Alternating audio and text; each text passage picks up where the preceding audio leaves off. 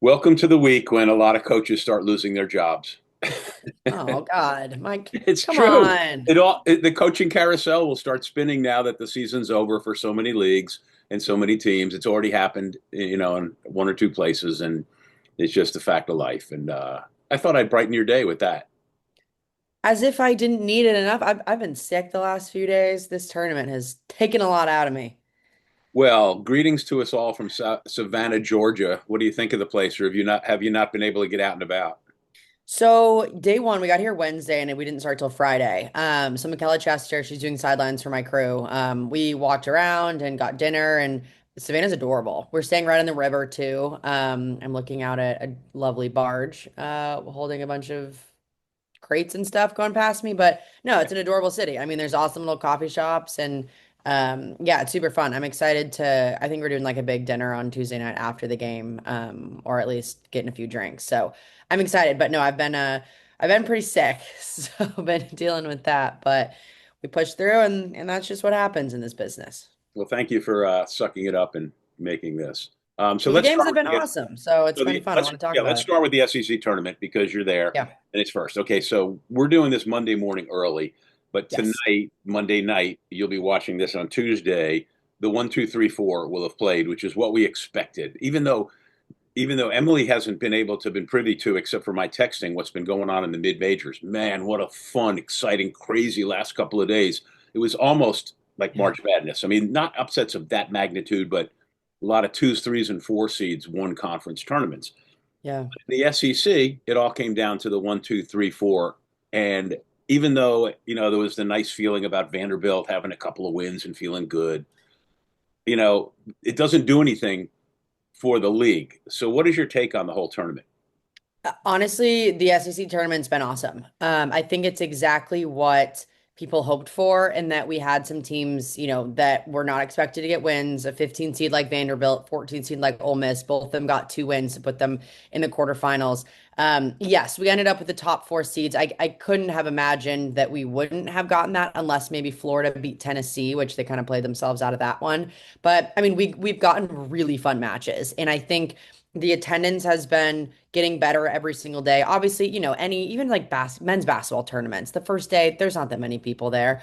It's gotten better, and I think the event is so well put on. I know ESPN, at least from my perspective, is investing so much in it.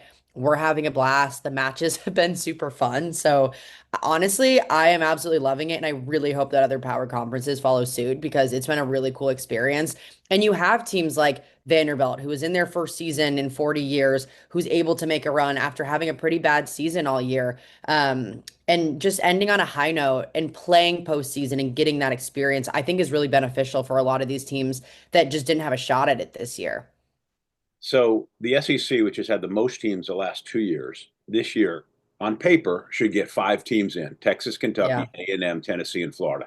Missouri sitting at an unofficial RPI of 52 and at 1-5 against the top 25 and 2-6 against the top 50. Flat out does not deserve to go to the So NCAA tournament. But how does it unfold that like maybe they get Missouri in?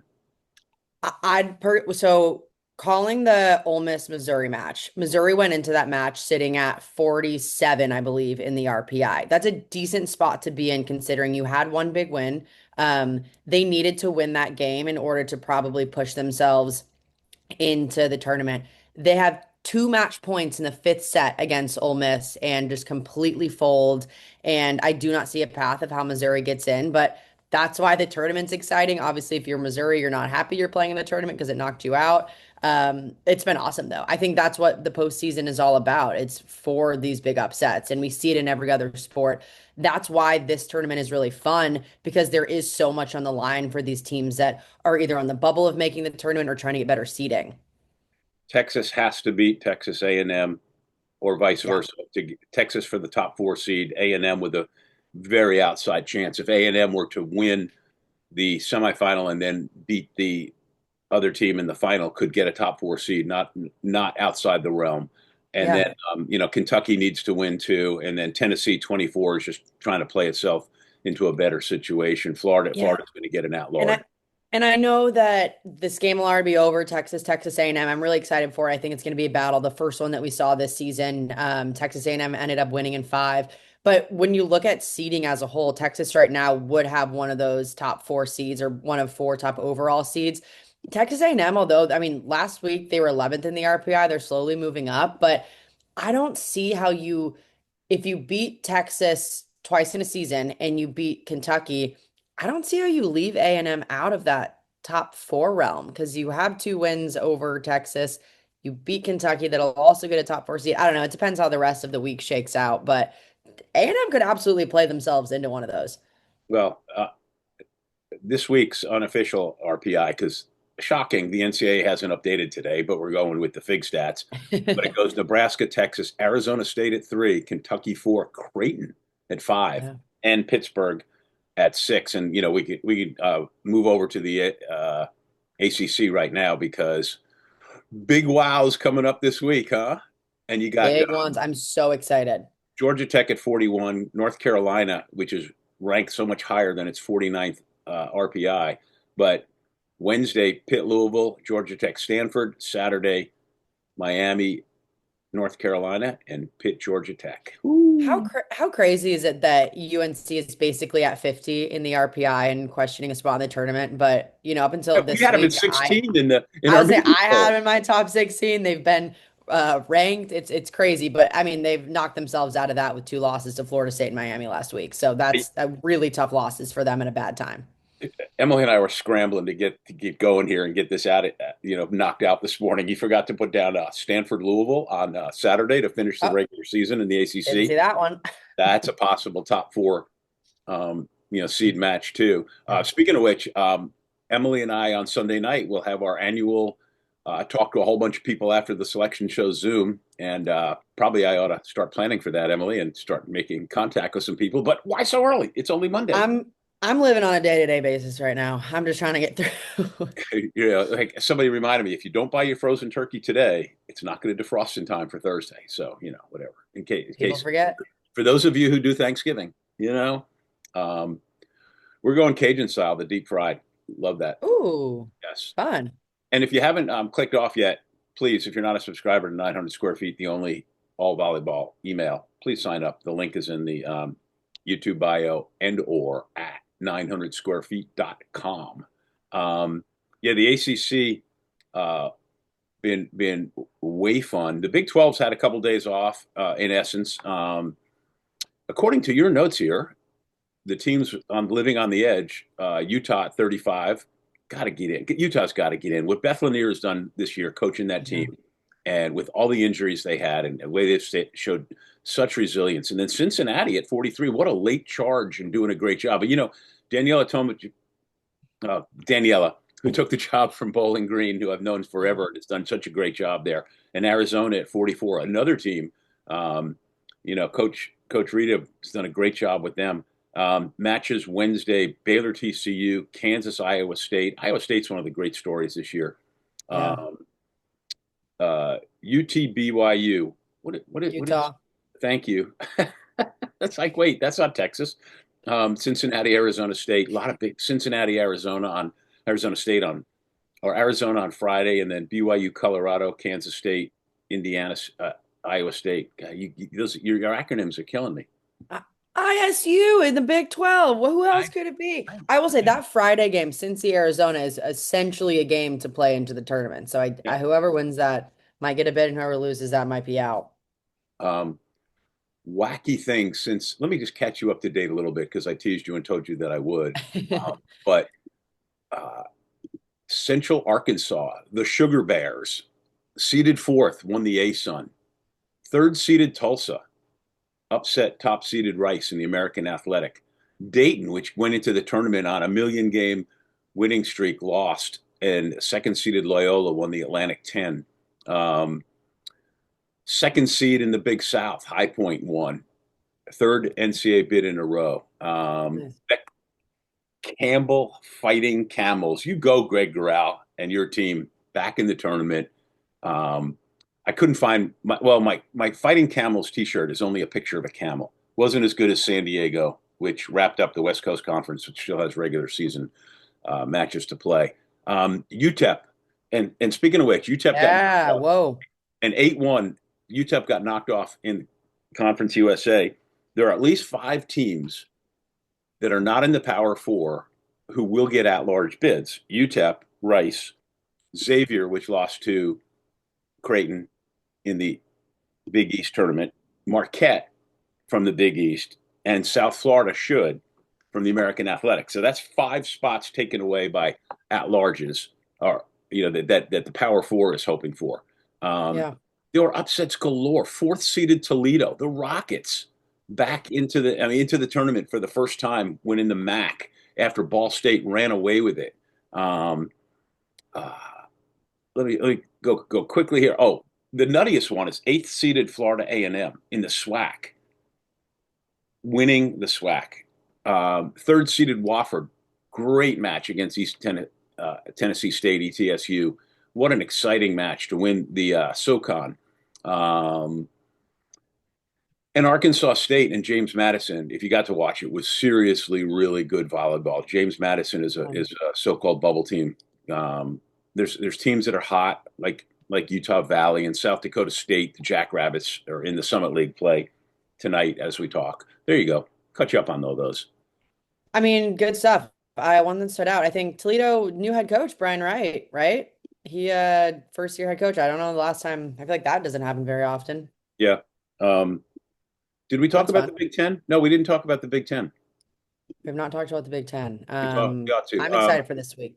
This just in, Nebraska's really good, and Wait, I have something to say. I know that you are not chronically online as I am, but there is my entire Twitter timeline right now is people getting I don't even, up in arms isn't even the proper word. People are so mad because Nebraska's playing at Indiana. Indiana's student section has like become a great student section. They're behind the barriers. They're yelling at the players serving, as all student sections do.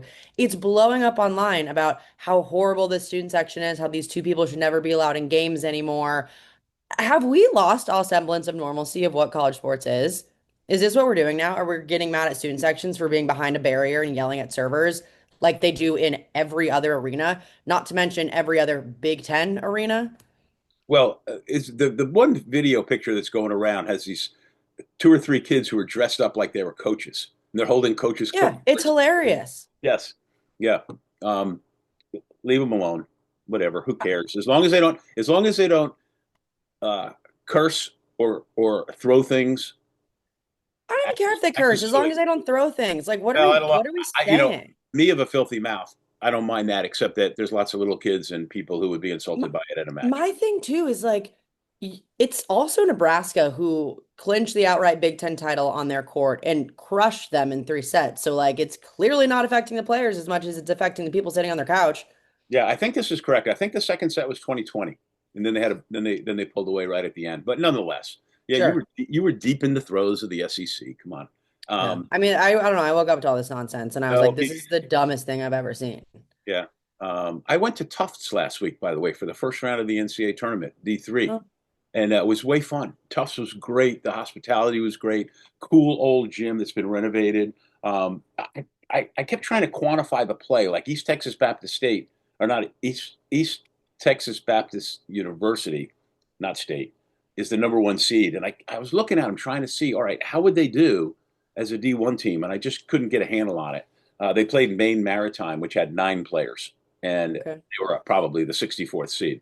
But it was way fun. And I got to go see a new place, a new town, and see a little bit Fun. of different volleyball, make some new friends, spread the 900 square feet wealth and Love information. it. Yeah, so it was good. In the big, all right, A lot of bubbles. in your opinion, who's definitely in? Who's definitely in? Okay, Yeah. well, you have Nebraska, you have also Wisconsin, big win over Purdue that I think Oh, and I don't not want to say people yeah, boom, boom, boom, win.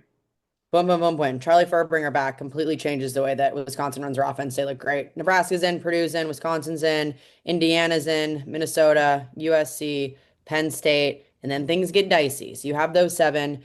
Michigan, UCLA, Washington, I would say are maybe I can't even say Well, Washington's a Emily, lock. they have to be, and the reason I say that is because the line of demarcation is going to be higher this year because we've gone from 5 conferences to 4, Yeah. and we already talked about how the SEC is only going to get 5.